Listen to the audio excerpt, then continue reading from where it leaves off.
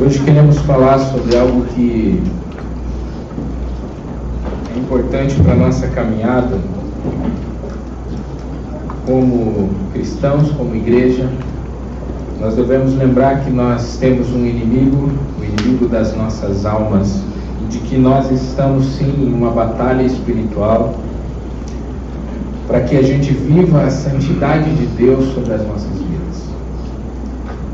E o texto que nós vamos estar lendo, você pode acompanhar aqui no Data Show ou na sua Bíblia, o texto de 2 Coríntios, no capítulo 2, versículos 10 e 11.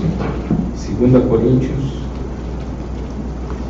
capítulo 2, 10 e 11. O texto diz o seguinte: se vocês perdoam a alguém, eu também perdoo. E aquilo que perdoei, se é que havia alguma coisa para perdoar, perdoei na presença de Cristo por amor a vocês, a fim de que Satanás não tivesse vantagem sobre nós, pois não ignoramos as suas intenções. Embora esse texto esteja falando sobre perdão e sobre perdoar um irmão que pecou dentro da igreja, o destaque que a gente quer trazer agora para esse texto e do que a gente quer falar hoje é a parte do versículo 11.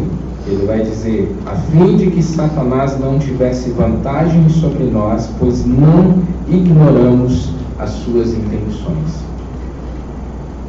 E hoje a gente vai falar sobre algo que muitas vezes nós ignoramos, que é justamente nós cristãos, seguidores de Cristo, as artimanhas de Satanás contra o povo de Deus. A gente esquece que tem coisas que vão acontecendo na nossa vida que acabamos deixando que se infiltrem na nossa cristandade, na nossa maneira de viver, que nos afasta do propósito de Deus para as nossas vidas. E é uma coisa assim muito clara quando você está buscando a Deus, quando você está tentando conhecer a Deus, você vê que algumas coisas se levantam contra. E essas coisas que se levantam contra uma profundidade maior a Deus, com certeza tem a ver com os desejos da carne e tem a ver com aquilo que Satanás usa para nos afastar da vontade plena de Deus. E quando a gente lê esse texto em outra versão, ele vai dizer: pois não lhes ignoramos os seus ardis.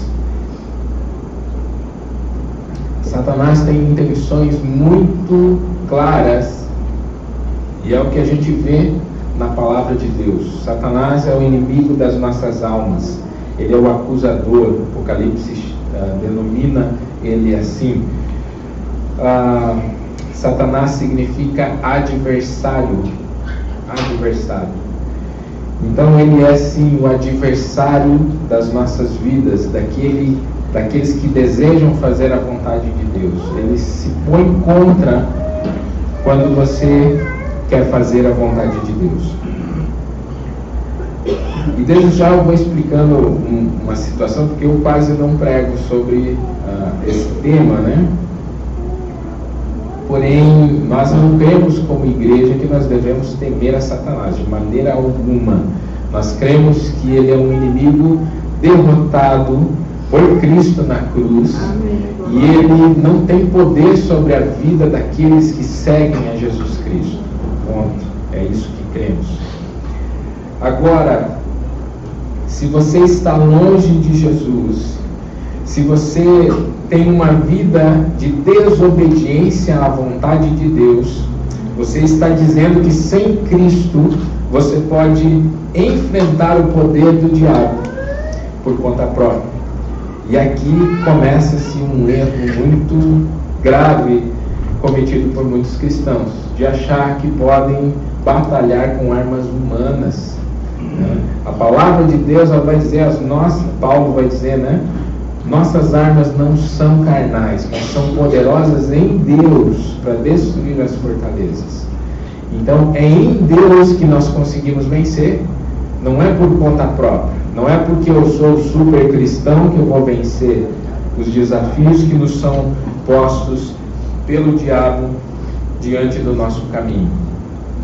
E quando a gente fala em diabo, né, a gente já vê aquela figura do tridente com as guampas, e a gente fica com aquela sensação dos filmes de terror, né? Não tem nada a ver com isso, né? A Bíblia vai dizer que Satanás, ele aparece até como um anjo de luz. E esse é o grande problema dos cristãos. Eles esperam ver Satanás de uma forma, ou a ação de Satanás de uma forma muito clara, muito nítida. Mas grande parte das ações de Satanás na vida dos cristãos e na vida dos não cristãos são camufladas de coisas boas. É bom.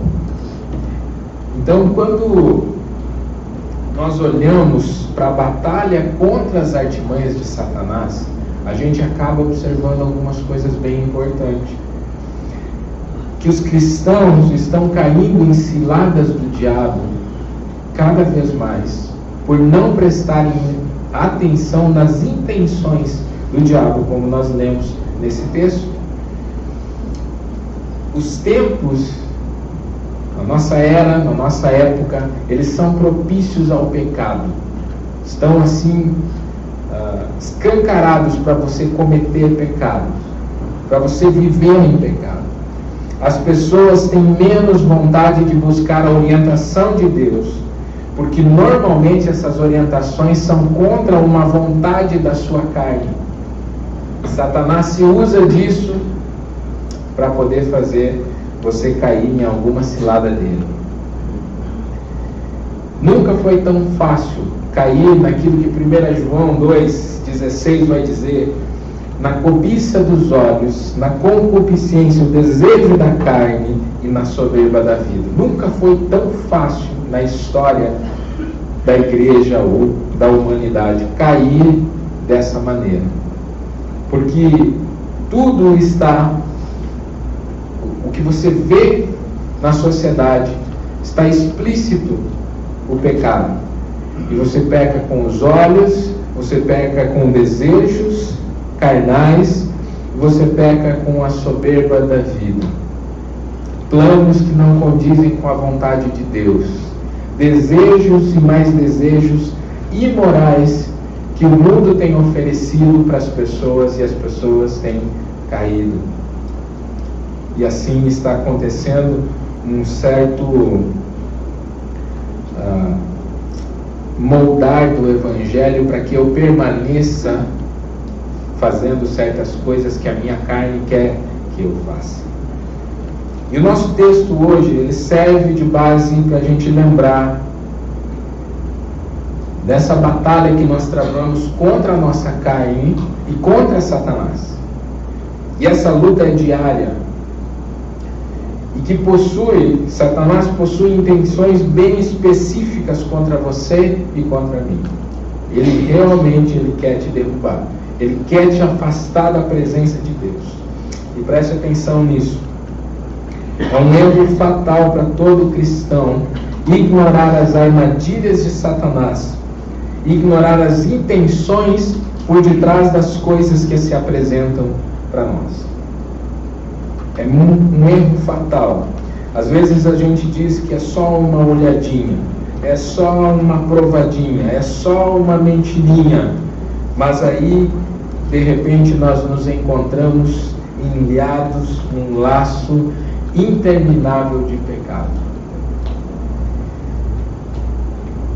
Você pode cair num lamaçal de pecado apenas por ignorar as investidas do diabo contra a sua vida, por achar que você é forte o suficiente para vencer certas coisas.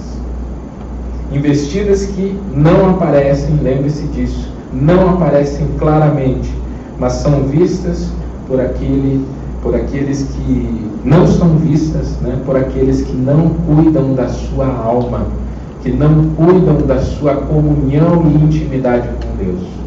Aí é que acontece o erro fatal dos cristãos, de não perceberem que Satanás está à espreita. Como a palavra de Deus diz, ele anda ao derredor buscando a quem ele possa tragar. É a palavra de Deus quem nos diz. E há muito tempo há no meu coração para falar sobre algo, e eu estava orando, porque seria algo complicado. Conversei com a Priscila já há tempos atrás, né? Já falei nos jovens sobre isso, porque é algo que, né, parece ser algo que dentro dos jovens é algo muito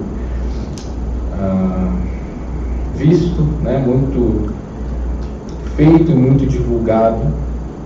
Porém, o problema é muito maior do que só definirmos para a juventude. Ele é para todos, na verdade. Hoje não há um limite. E esse assunto ele tem saído de controle das pessoas, crentes e não crentes.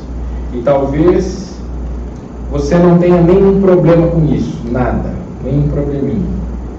Mas em algum momento você vai se deparar com pessoas que têm esse problema e que vivem presas a esse problema, e você vai poder ajudar essas pessoas.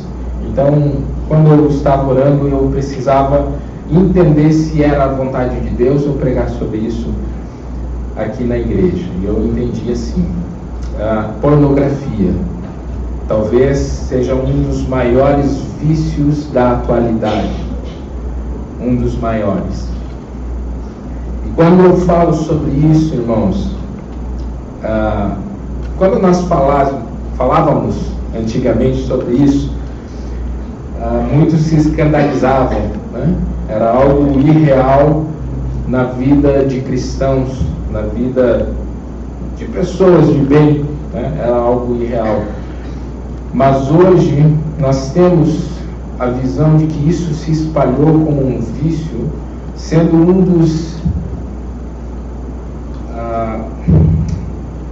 uma das coisas que mais gera valores em dinheiro, né, no mundo, perdendo, acho que para as drogas, talvez, né, o tráfico. A pornografia, ela invadiu o mundo de uma forma, com o desenvolvimento, a tecnologia, isso invadiu as casas das pessoas, invadiu a vida das pessoas, e ela se tornou um vício, que assim como a droga, as pessoas precisam de libertação. Então, irmãos, quando eu falo sobre isso, nós temos hoje como igreja a intenção de ajudar pessoas a se libertarem de um vício, de algo que tem prendido as pessoas a um lugar onde elas não conseguem mais enxergar a essência de Deus, a presença de Deus. E aí quando a gente canta, eu quero voltar, eu estou voltando à essência da adoração, a pornografia se põe como Satanás, se põe como adversário, porque a palavra Satanás significa adversário. Ela se põe como Satanás no caminho entre você e a adoração verdadeira a Deus. E o teu coração nunca consegue ter uma adoração plena em Deus, uma satisfação plena, porque há uma barreira que está impedindo a sua adoração chegar até Deus. E muitas vezes nós temos visto isso na vida de cristãos, em que a pornografia tem se tornado prisões, tem sufocado pessoas nesse grande problema da humanidade. E é interessante que essa semana eu ainda estava orando para me falar sobre isso. E quando eu estava orando, eu realmente perguntei: Senhor, é para falar sobre isso na igreja? E eu estava olhando o meu status, né, no meu telefone, e quando eu estava olhando o status, assim, tinha uma piadinha ali, ali falando sobre cabeleireiro, de homens ali e tal. E eu vi que era de um irmão. E quando passou para o outro quadro, um irmão de outra igreja, não é daqui da igreja, ok? Já deixo isso bem claro. Mas era um irmão de outra igreja. Não, é de verdade, tá bom? Pensando, não é daqui, é de outra igreja. Mas eu conhecia e ele sabia que eu era pastor, né? Então, quando eu olhei e passou para o outro quadro, havia um vídeo pornográfico, né, explícito. E aquilo na hora me incomodou e eu disse, vou bloquear, né? Porém eu disse, não. A Bíblia nos fala que nós não só não devemos ser cúmplices das trevas, mas nós devemos reprovar as obras das trevas. Efésios fala isso. Aí eu peguei o telefone e mandei uma mensagem para ele, irmão, tudo na paz, assim, não convém o seu status. Se você me permite, né, você deveria tirar esse status, porque não convém com a fé que a gente professa. Ele na hora, não estou entendendo em que status, né? Aí foi lá, olhou e só botou, meu Jesus Cristo, não sei o que, tal, né? Falou, e eu disse, não, eu não estou em casa, eu estou em outra cidade, eu deixei meu celular em tal lugar e eu acho que aqueles meus amigos pegaram e ele ficou muito indignado, porque disse, e se minha filha visse isso, né? Então é um pai de família, né? Tal. Então, quando aconteceu isso, né, eu disse, não, tá ok, se isso não foi culpa sua, mas faz o seguinte, põe um aviso lá, porque se outras pessoas viram, então, para não pegar mal para você e tal, põe um aviso, porque isso explicando, né, e ele pôs lá, tudo tirou, então, você via que era uma sinceridade, realmente tinha acontecido, e eu também imaginei que era estranho, né. Então, por isso, até, às vezes a gente tem que reprovar as obras das trevas, porque as pessoas, elas precisam entender qual é o caminho e talvez elas estão, sem perceber, né, num caminho equivocado. Então, irmãos, para alguns, pegando essa experiência, para alguns é normal brincar com pornografia. Para alguns é a coisa banal. Você pode fazer isso com seus amigos ou até com nem tão amigos assim. Mas nós que reconhecemos uma prisão de Satanás para os incrédulos e crentes, tem muito crente preso a essa armadilha de Satanás chamada pornografia. Para nós não convém brincar com isso. Não convém. Isso não faz parte da essência de Cristo nas nossas vidas. Não faz parte. Não faz parte da essência da adoração. Então, irmãos, eu quero passar um vídeo. Eu tenho alguns 2-3 minutos ali. Eu quero passar um vídeo forte sobre pornografia. E eu quero que você preste atenção. Nós precisamos de maturidade para entender. Talvez alguns já viram, eu passei dos jovens, né? Nós precisamos entender o que se passa nessa prisão de Satanás, chamada pornografia. Então me perdoem se alguns acharem fortes, não vai aparecer nenhuma cena demais, né, forte, creio que não, mas essa é a intenção do vídeo, de demonstrar o tamanho da prisão, o tamanho do perigo que nós corremos quando nós nos deixamos levar por essa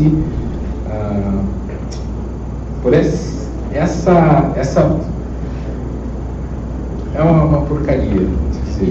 A tua vida é uma porcaria, a vida de qualquer pessoa não tem. Quando você percebe o mal que ela faz, o quanto ela te afasta de Deus, você vai chamar ela de porcaria, assim, ó, você tem vontade de chutar, você tem nojo, nem a Cíntia falou aqui, tem nojo aqui. Então, irmãos, preste atenção nesse vídeo. A primeira parte é legendada, mas depois é dublado, ok? Só vou pedir que apague a luz ali e a Débora pode soltar.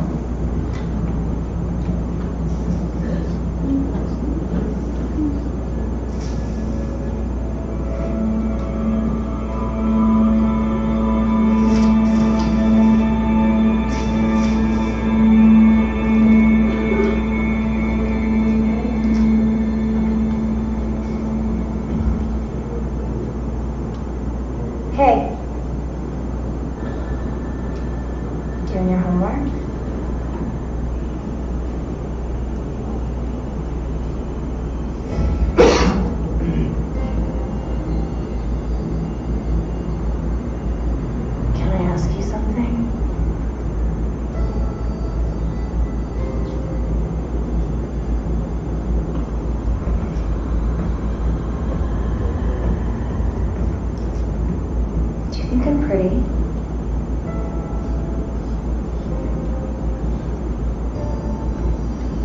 What's your favorite part about me?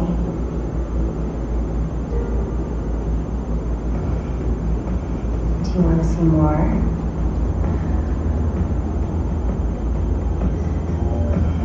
I can show you whenever you want. Honey, dinner's almost ready. What's wrong? Nothing. Okay, we'll finish up what you're doing and come on downstairs. Okay.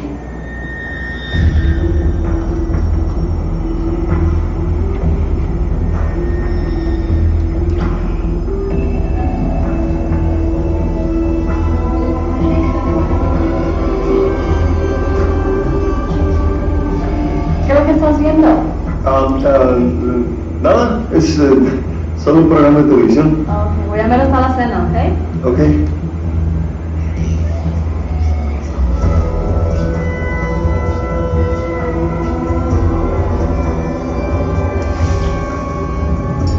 Hannah, tulungan mo ako maghain sa hapagkainan, ha? Opo. Felipe, la cena está lista. Come on, it's dinner time.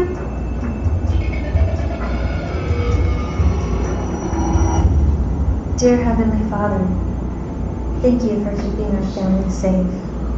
And thank you for this delicious meal that you have so graciously given us.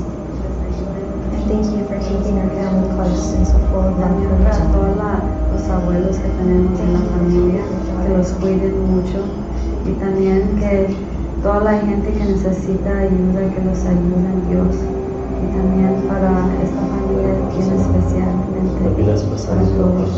En el nombre Mapagmahal del at asawa Padre. at mga mabuti ka namin na pinagkaloob niyo sa akin.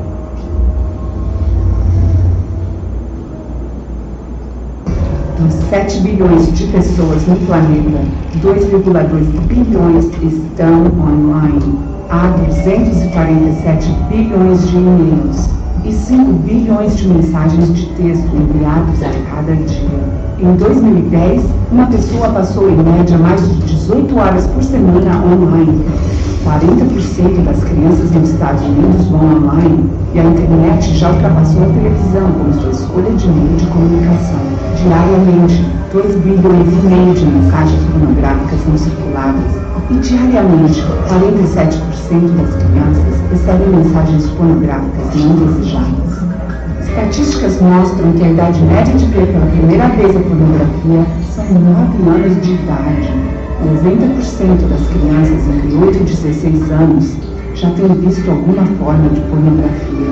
77% dos adolescentes antes de 18 anos tinham visto na internet. E 80% dos 15 aos 17 anos foram expostos à pornografia extrema. De fato, a indústria adulta diz que de 20 a 30% do tráfico vem das crianças. Mais de 1 bilhão de páginas web pornográficas está apenas a um clique. Metade de todas as famílias cristãs relatam que a pornografia é um problema grave e que aumenta a infidelidade conjugal por mais de 300%. Ainda assim, 67% dos homens, 49% das mulheres pensam que a pornografia é aceitável. Metade de todas as pessoas envolvidas em interações sexuais na internet perdeu interesse em relações sexuais com seus cônjuges. De acordo com a Academia Americana de Advogados, 68% de todos os divórcios envolveram um encontro com um amante novo na internet. Muitos pastores concordam que o apego pornográfico é a dependência mais prejudicial para a sua congregação. Ainda assim, em uma pesquisa conduzida em 2002, 30% de todos os pastores viram a pornografia na internet nos últimos 30 dias e mais da metade fizeram isso no ano passado. De acordo com uma pesquisa conduzida em agosto de 2002, 20% das mulheres sofrem da dependência à pornografia. Mas há uma saída. Há lugares dedicados a restaurar famílias desfeitas e a educar os pais. Josh McDowell lançou uma campanha completa dedicada a lutar contra este problema. JustOneClickAway.org tem recursos premium se você está sofrendo com esta dependência. A esperança está apenas a um clique de distância. Para mais informação, visite just one click away.org.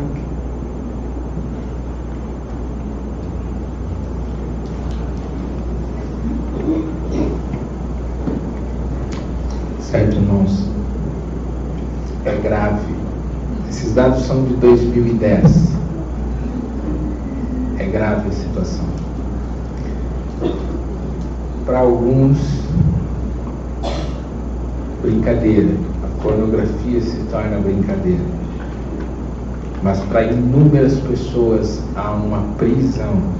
68% dos divórcios começam com a pornografia. Crianças de 8 anos têm a primeira experiência na internet hoje com a pornografia. A Bíblia ela nos relata algumas coisas muito claras a respeito disso. Um dos textos que a gente pode ler aqui é 1 Coríntios 6, 12 e 13, que diz assim: tudo me é permitido, mas nem tudo convém. Tudo me é permitido, mas eu não deixarei que nada me domine.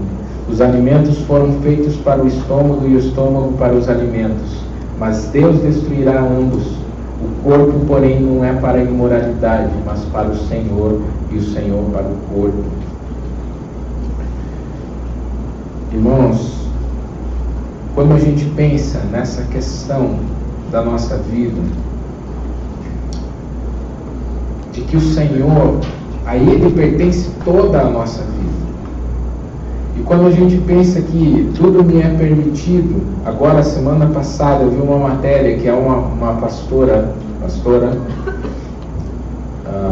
não lembro de qual igreja nos Estados Unidos, falando que é aceitável sim a pornografia entre os cristãos. Tudo me é permitido. Sabe, irmãos, quando a gente pensa para onde a humanidade está indo na modernidade, né, na nossa era, a gente se desespera, porque as nossas crianças estão expostas a isso. Ela fala em algum momento, apenas um clique, mais de 2,5 bilhões de mensagens pornográficas estão a um clique do seu filho, da sua esposa, do seu marido. Bilhões de mensagens de sites pornográficos disponíveis para qualquer um acessar. Na Bíblia, quando você lê, e aqui tem uma palavrinha que eu quero deixar com os irmãos bem claro, uma palavrinha-chave que é imoralidade. Imoralidade. Na Bíblia, quando você lê a palavra imoralidade sexual, na maioria das vezes, no grego é porneia. Quando você estuda essa palavra porneia, ela está ligada à prostituição, a adultério, a fornicação, e figuradamente porneia, ela está ligada a expressar idolatria. Idolatria. Ou seja, quando a pessoa ela está presa à pornografia, ela está presa a uma idolatria do seu coração. E a gente fica culpando aqueles que idolatram imagens. Mas nós, Ezequiel já fala isso, vocês levantaram deuses dentro em seu coração. A pornografia, a porneia, a imoralidade sexual, figuradamente significa que você levantou um altar dentro do seu coração e está cultuando a ele. E existem muitas pessoas que estão cultuando a pornografia no lugar da intimidade com Deus. E isso é bem pesado. Irmãos, por que isso acontece? Porque nós temos um noivo chamado Jesus Cristo. Nós temos um compromisso com esse Jesus. E o noivado na Bíblia é um compromisso de casamento. Ele só pode ser desfeito com uma carta de divórcio. Sabia? O noivado era assim na Bíblia. Nós nos prostituímos com a imoralidade sexual. A igreja está acontecendo isso dentro da igreja. Sabe qual que é a maior estratégia de Satanás? É tornar a imoralidade porneia a coisa mais natural possível. E é o que está acontecendo na nossa era. As coisas que antes nós chamávamos de pecado, que nós queríamos estar muito longe daquilo, nós estamos nos acostumando com elas e trazendo para dentro do nosso convívio. Tudo me é permitido, até usamos o texto bíblico. Não convém a um cristão, fora os outros textos que proíbem explicitamente, né? A partir dessa naturalidade da porneia, da imoralidade sexual, o mundo está demonstrando e as igrejas estão aceitando que, por exemplo, as crianças vão ter acesso à pornografia cada vez mais cedo. Não tinha um projeto aí nas escolas de ensinar a sexualidade para as nossas crianças de 6 anos? Pornografia. Está ensinando a imoralidade. Crianças são vítimas de abuso porque a imoralidade se tornou algo natural na sociedade. Igrejas não vão mais pregar sobre o adultério ou contra o adultério ou outras práticas pervertidas, porque isso se tornou natural. Se tornou natural. Pedófilos serão vistos como aceitos em suas práticas, porque a imoralidade dominou o coração do homem. A imoralidade que você pratica e que você olha, ela está contribuindo para espalhar a maior estratégia de Satanás para esses tempos, que é uma estratégia de destruição da família e dos princípios de Deus. Então, quando eu vou lá e eu olho a pornografia, eu estou dizendo, não, eu apoio isso.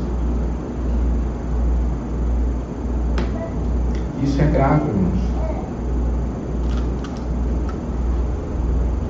Eu tenho plena convicção de que, sem demora, algumas pseudo-igrejas, né, acrescentarão a prostituição nos seus cultos. E a gente acha isso ridículo, né? Mas não duvide, é sério.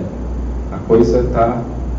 Se você pesquisar um pouquinho como estão as igrejas, você vai perceber o desastre que está sendo o evangelho em muitos lugares. Assim como lá os cultos pagãos de Corinto, na igreja, não na igreja de Corinto, mas na igreja aconteceu um caso também, mas os cultos pagãos lá da cidade de Corinto havia relacionamento sexual. A deusa Diana, onde eram os templos dela, havia isso. Ou ainda quando o povo, muito antes, quando o povo de Israel estava ao pé do monte, Moisés estava lá no cume do monte falando com Deus, o povo passou-se 40 dias, Deus dando os 10 mandamentos para Moisés, e o povo lá embaixo diz, esse Moisés morreu, vamos construir idolatria, vamos construir um bezerro de ouro com os nossos brincos, as nossas coisas aqui, e vamos festejar e glorificar esse bezerro de ouro que nos tirou do Egito. E aí sabe o que eles faziam para festejar? Imoralidade sexual. No texto, a palavra que fala lá que eles estavam festejando era tendo relações sexuais uns com os outros lá, na frente do bezerro de ouro. O povo de Israel viu o milagre de Deus e mesmo assim estavam pecando daquela forma. Então eu não duvido que daqui a pouco pseudo-igrejas vão trazer isso para os seus cultos. A pornografia é uma das maiores armas de Satanás para tornar você um idólatra imoral. É isso. E é por isso que nós, como igreja, precisamos lutar contra isso e jamais apoiá-la, jamais investir em ficar preso numa cilada dessas do diabo. Sabe por quê? Porque hoje se carrega um dos maiores instrumentos de acesso à pornografia sempre junto no bolso. Hoje se carrega assim. É apenas um clique. Mas a presença de Deus, as pessoas só pensam em cultuar uma vez por semana e às vezes chegam atrasados e saem mais cedo, não é? Porque não é importante. O mais importante é o que eu vivo o restante da minha vida. Sutilmente, Satanás, ele está tirando você da presença de Deus através da imoralidade. Quando eu falo você, vocês entendem, né, que eu não estou acusando ninguém, que eu estou só falando que isso está acontecendo. No mundo inteiro, é um problema gravíssimo. Hoje a gente enfatizou a pornografia como um instrumento imoral do diabo, mas muitos outros tipos de imoralidade têm penetrado as igrejas e o coração de muitos cristãos. É aquela questão, é só uma provadinha, é só uma mentirinha, é só um pouquinho. E assim a gente vai deixando que a sensualidade ela passe a dominar o nosso coração, de que a imoralidade ela se torne um altar de idolatria dentro do nosso coração, e nós afastamos Deus da nossa vida porque nós não temos mais o que oferecer a Deus. Nós não temos como ir à presença dele porque sentimos vergonha, sentimos culpa. E a pornografia, para mim, é uma prisão a todo aquele que pratica. E essa prisão, ela não permite você alcançar mais de Deus. Nós precisamos lutar contra isso. Nós precisamos auxiliar uns aos outros a vencer tais coisas. Porque essa é uma das armadilhas de Satanás mais terríveis da nossa época. Isso rouba de você a doçura da presença de Cristo. Sabe quando você está na presença de Jesus e você sente aquela paz e aquele preenchimento e você diz, não quero sair daqui. A imoralidade, ela vai te tirar disso. Você não vai ter mais vontade de ir à presença de Deus. Você vai com vergonha, você só sabe pedir desculpas, perdão, porque aquilo se tornou um vício no teu coração e você não consegue se libertar.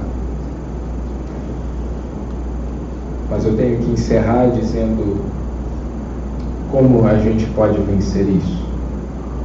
Como que as pessoas podem vencer isso? Romanos 7, 19 a 25 diz o seguinte, Paulo falando sobre essas lutas da carne e do seu espírito. Pois o que eu faço não é o bem que eu desejo, mas o mal que não quero fazer, esse eu continuo fazendo. Ora, se faço o que não quero, já não sou eu quem faz, mas o pecado que habita em mim. Assim encontro essa lei que atua em mim. Quando quero fazer o bem, o mal está junto de mim. No íntimo do meu ser tenho prazer na lei de Deus, mas vejo outra lei atuando nos membros do meu corpo, guerreando contra a lei da minha mente, tornando-me prisioneiro da lei do pecado que atua em meus membros. Miserável homem que eu sou, quem me libertará do corpo sujeito a essa morte? Graças a Deus por Jesus Cristo nosso Senhor, de modo que com a mente eu próprio sou escravo da lei de Deus, mas com a carne da lei do pecado. Miserável homem que eu sou. Todo aquele que compreende isso consegue vencer as armadilhas de Satanás, de que você não é forte o suficiente para vencer na sua carne, mas que em seu espírito, se ele está conectado com Deus, se você está buscando a presença de Deus, você consegue vencer. Seja qual for a prisão que você está vivendo. Se é a pornografia, que nós salientamos hoje, mas como eu disse, existem muitas outras prisões. Tem gente que não abandona a vida lá no mundo, que gosta da bebida. Simples. Ah, mas eu acho que não tem, a Bíblia não proíbe. Não é que a Bíblia não proíbe, a sua carne não te deixa deixar isso aí. A sua carne não entendeu ainda, não entendeu, ela nunca vai entender, mas o seu espírito não sobressaiu a vontade da tua carne, porque o seu espírito, se ele está na presença de Deus, não tem nada que possa substituir a presença dele, nada. Você apenas não se dedicou ainda para buscar o suficiente para vencer a sua carne. O primeiro passo é reconhecer que sua fraqueza anda sempre com você. E esse é um bom caminho para você vencer as prisões que estão dominando a sua alma. Miserável homem que eu sou, foi isso que Paulo disse. Paulo, miserável mulher que eu sou. Esse é o tipo de grito de socorro aceitável diante de Deus. Sem esse primeiro reconhecimento, não há atitude que possa te libertar verdadeiramente. Não há. Primeiro é necessário gritar: socorro, Senhor. Eu sou um homem miserável, eu sou uma mulher miserável. Eu preciso do teu auxílio, eu preciso da tua libertação. Quem me libertará desse corpo de morte? O Senhor Jesus. O segundo passo prático para você, e que nós precisamos entender, que faz parte da nossa vida cristã, e é o conselho que a palavra de Deus nos dá. É o que a palavra de Deus em Tiago vai nos dizer, que nós precisamos confessar os nossos pecados uns aos outros para sermos curados. Confessem os vossos pecados uns aos outros para vocês serem curados. É o que Tiago vai falar. Palavra de Deus. Confessar ajuda a curar. A confissão traz cura. E sabe, irmãos, isso aqui não é uma intenção qualquer de você tem que falar, que nem você ir lá no confessionário e isso vai, né?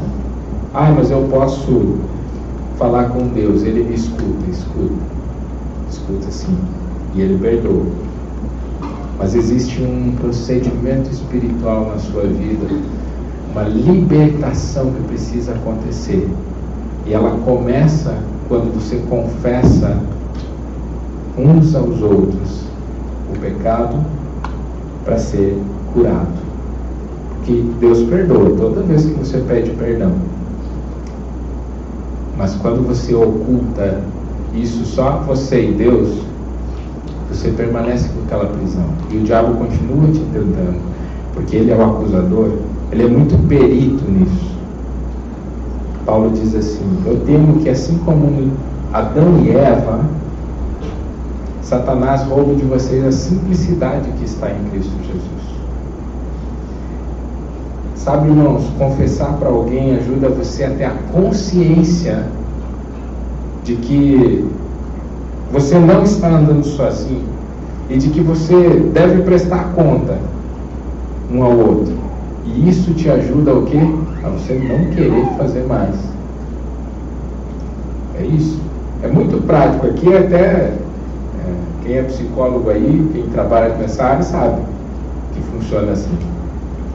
Quando você confessa a outro, quando você chegar o momento de você cometer o erro, opa, vou ter que ir falar de novo daí com a pessoa.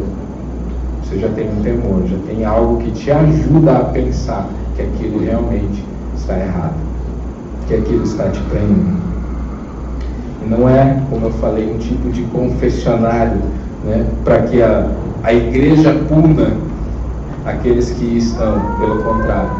Bíblia nos diz que nós devemos suportar uns aos outros, não é julgar, é auxiliar a vencer as batalhas, porque alguns podem cair nesse pecado, mas outros estão presos a outros pecados e nem percebem. E mesmo assim, por que a gente consegue contar sobre uma mentira? Eu menti lá, mas agora ir lá e falar para o pastor: olha, eu pequei, eu vi pornografia, foi um deslize meu, mas o que eu penso? O pastor vai me tirar de tudo, vai me expulsar da igreja, é assim que a gente tem, por causa do nosso pensamento lá de trás como igreja, que nós falhamos. Não a Terra Nova, a igreja em si. Nós julgávamos em vez de auxiliar, nós batíamos em vez de abraçar as pessoas e dizer: tem cura na presença de Deus. Eu lembro até hoje um caso de um casal que engravidou. O rapaz era do louvor e eles não eram casados, eles eram noivos. Levaram para a igreja: não, só vai poder voltar a tocar quando o bebê nascer. Aí está perdoado. Irmãos, tem coisas, irmãos, que a igreja vacilou muito lá atrás. Mas o que a gente precisa é tratar da nossa alma, da cura que precisa acontecer daquelas pessoas que estão sendo feridas pelo pecado e a gente não percebe. Por isso nós confessamos os pecados uns aos outros. Se você tem discipulador, confesse.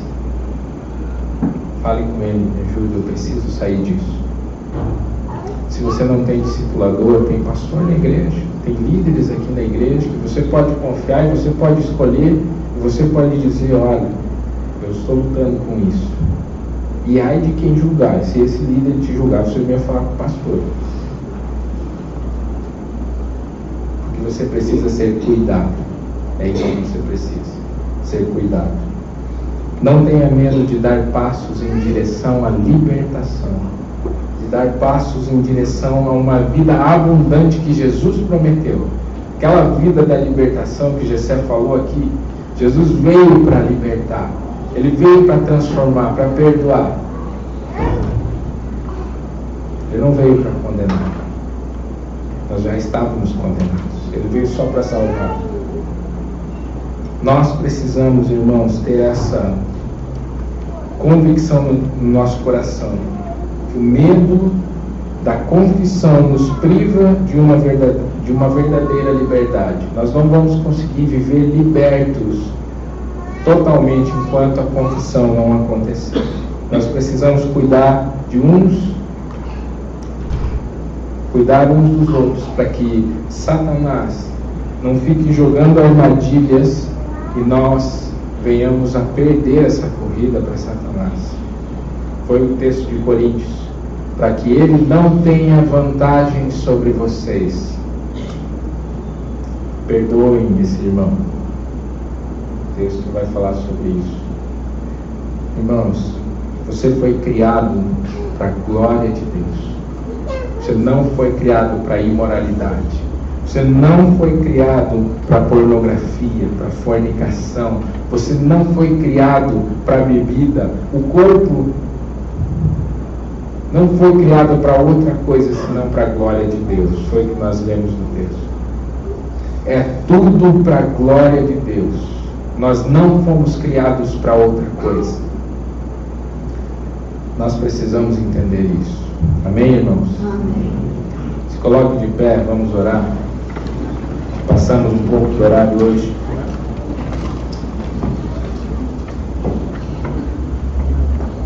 Mas entendemos que isso é um tema que você precisa cuidar da sua vida e você precisa ajudar outros a saírem disso. Não é algo simples. Não é algo simples. Está infestado, o mundo está infestado disso. E eu tinha que falar sobre isso. Sei que não é o nosso costume de falar sobre um tema assim, mas Essa é uma realidade nas igrejas, fora da igreja, com as nossas crianças, com adultos, com mais velhos, com idosos. Está acontecendo. E você não falar sobre isso não vai mudar isso. Vai mudar quando você tomar atitudes bíblicas, que vão dizer que a vida com Deus é muito melhor.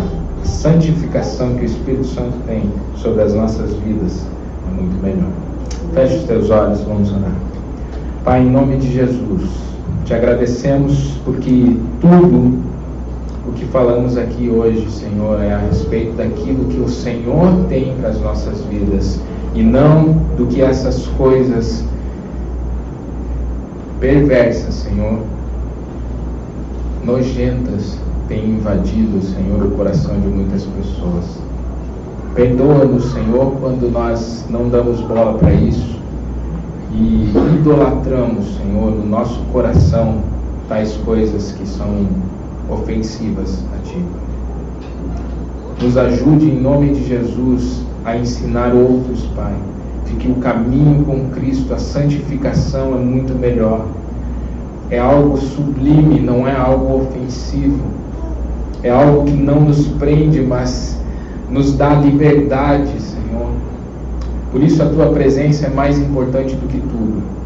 E eu te peço em nome de Jesus que guarde a mente e o coração de cada um dos meus irmãos aqui, para que eles, ao serem, Senhor, tentados nesse mundo, eles possam ter no seu coração a convicção de que o pecado não mais reina em seus corpos, mas somente Cristo reina sobre eles, Pai.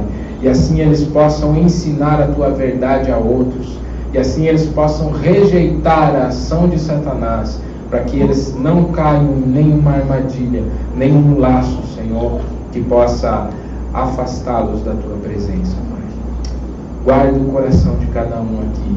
Guarda durante essa semana para que cada um possa entender a Tua vontade, Senhor, acima de tudo. Em nome de Jesus nós oramos. Amém, Senhor. Amém. Só quero agradecer a presença do Ronei e Marlise. Isso, vieram com o Eduardo. Isso. Eles já estiveram aqui, né? Que bênção ter vocês aqui de novo. A Patrícia veio com o Felipe. Amém. Deus abençoe, sempre bem-vinda. Maria, Eduardo e Adriana vieram com o Leonardo, isso, né? Deus abençoe a vida de vocês, sejam bem-vindos. E Tiago, Milena e Silei estão aqui. Amém. Deus abençoe o Tiago, né? De casa já, Tiago, né? E o Rogério que veio com a Marley, isso. Deus abençoe a vida de vocês. Nós podemos glorificar o Senhor, ter uma semana abençoada na presença dEle. Mais uma vez oramos que o amor de Deus Pai e a graça do nosso Senhor Jesus Cristo e a consolação do Espírito Santo possam nos guiar, nos proteger, Senhor, e nos fazer glorificar o Teu nome em todas as circunstâncias durante essa semana. Em nome de Jesus. Amém, Senhor. Amém. Abraço o seu irmão e vamos